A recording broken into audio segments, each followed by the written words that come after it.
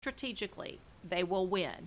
So besides their name, they need to have an objective. It could be very simple. Tailor it to the position that you're looking for. Or maybe if that person has been in the field and they've been working for several years, do just a couple of sentences, a brief summary of what your background is, where you have had success. Do you try to have them draw the parallels to the job? Because I've seen Absolutely. resumes come in that have nothing whatsoever to do with what we're looking for. And I think, did you not read the job description, or did you not read the listing for what people are looking for? Why are you telling me about you were a college rower? Why are you telling me about you sold shoes at the mall for 3 years when it has nothing whatsoever to do with what we're looking for? Oh, you are so spot on, and that's exactly right. I tell people over and over, now your resume, you might have written it a couple of years ago, but you've got to go back and tailor it. Even many times I tell people you've got to change your objective. Make sure that the criteria and your work experience and your skills are relating to the job description. Sometimes I think people get so complacent that they think that I've got my resume. It's great. It's great. I'm great. I can send it out. It's good. They'll find what they need. But you have to many times go back and tweak it, retweak it, adjust just a couple of words, but so it matches that job description. One of the key things I think people leave off many, many times is I don't think they realize that when that hiring manager is on break and they're coming back across their desk and they're looking at resumes, or they're picking up the stack that have been referred to them, they're not reading a novel. Right.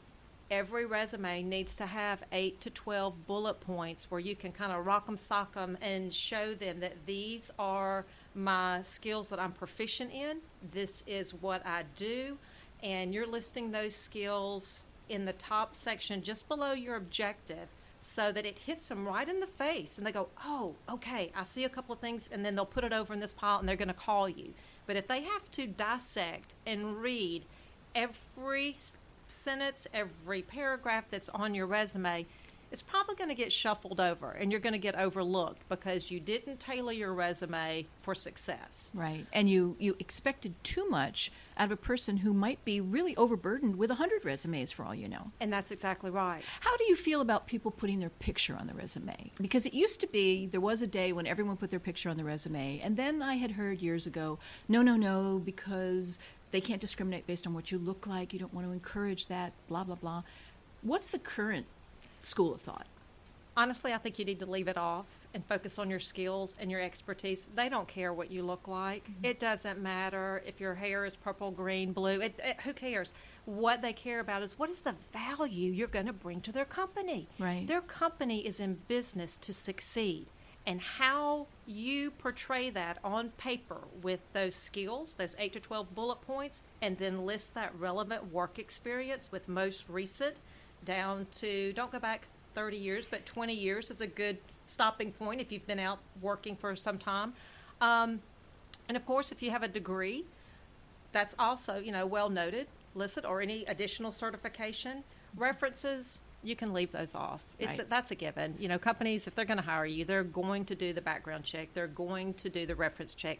Save that valuable space on your resume to toot your horn, to put your highlights and your credentials on there. That's your time to shine.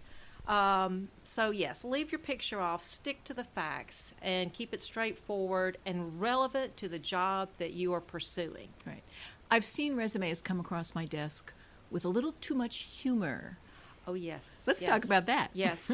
Oh, some have been quite interesting. And it's interesting because I have dealt with high-level engineers, top-level controllers for large, Fortune 500 companies. And then I've dealt with very creative, whether they're in the tech world or digital marketing or web designers. And they kind of have a little bit more grace when it comes to creativity. But as far as verbiage goes, there is no gray matter. It's black and white. Keep it direct on what you're bringing to the table, your skills, your credentials, and your work background.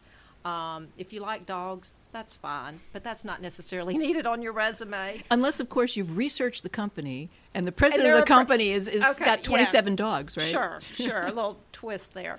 But, keeping it to the point, your skills sharp and ready, and letting the company know instantly what you're going to bring and the value that you're bringing is definitely putting your best foot forward. Right. And what do you think about researching a company before you even apply for a job? Because definitely. I've definitely been one to say to applicants or to people that are asking me about our industry or our types of jobs, I'll say, look at their website, look at their Facebook page, look at their, Dun and Bradstreet rating. Take a look at the public records, find out how long they've been in business, and do a scour, do a Google search, see what pops up, because you never know what's going to pop up. You never know. And, great advice. And, yes, that's definitely something every person, every candidate that I speak with, I always provide them a link. I want to make it as easy as possible that they can help do their research, but it's always exciting when I hear a customer on our second conversation when they say, you know what, Susan, I took some time and I did some digging on that company or the leaders that are in that company. I kind of, peeled back some layers too and wanted to see who I might be working for.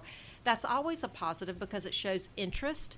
You have to educate yourself again to see best practices of how you're going to your skills are going to merge into that business.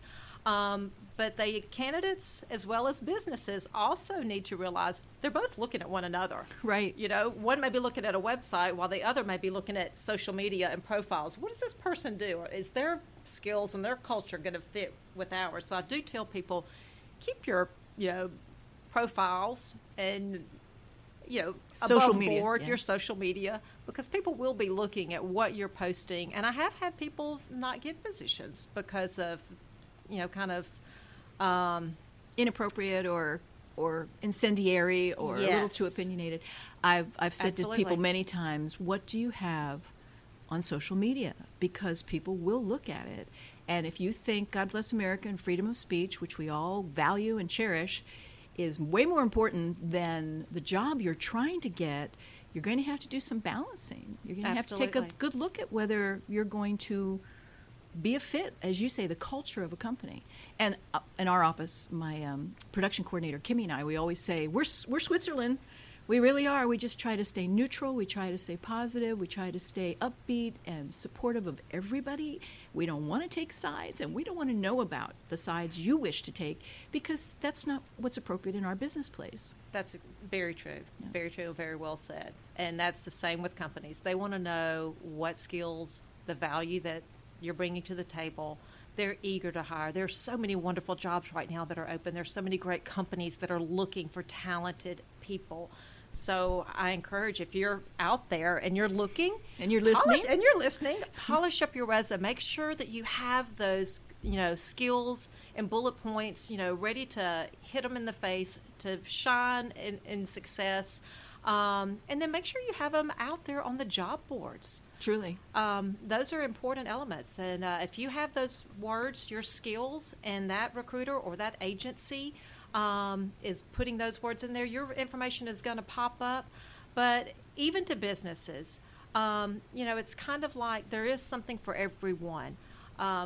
There is no business that's too small or too big. Find a partner.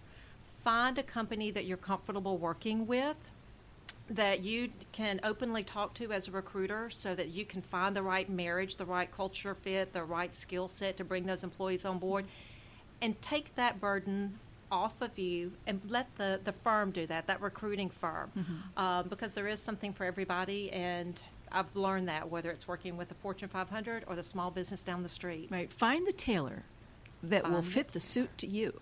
Yes, right, absolutely. as opposed to buying off the rack. Absolutely. Well, we're running out of time, but Susan, I just appreciate you being here so much, and we'll have to talk again at some point in the future about how people change careers, how they change directions, how they go off on a whole new path, sometimes starting a second life, or as they call, the second act. So, and they're there. Right. To those of you listening out there, keep watching our shows or listening our shows and watching our directory of programs, and look for the next one, which will take us perhaps in new paths and new directions. Thank you, Susan, for being with us. Thank you. Thank you, everybody, for listening, and this is Entertain You. Tune in next time. We look forward to you listening. Bye. I want to thank you for listening. I'm Jeannie Corcoran, your Sarasota County, Florida Film Commissioner, and if you want to get a hold of me, you can go to www.filmsarasota.com, Or you can call us toll-free from wherever you are at 888-765-5777, extension 104. We're easy to get a hold of. And we like email. You can email us at info@filmsarasota.com, and we check all of our email. If you don't hear back from us right away, it's not that we haven't gotten it, but we might have a computer glitch. I hate to admit it, but it happens a lot. We've had emails that disappear for a month. We've had phone messages that disappear for 2 months, but they show up eventually. So we will get a hold of you. Or you can get a hold of us, ask us questions, and if we can help you, we will. And if we can't, maybe we can steer you in a good direction to somebody who will help you. And that's it for me.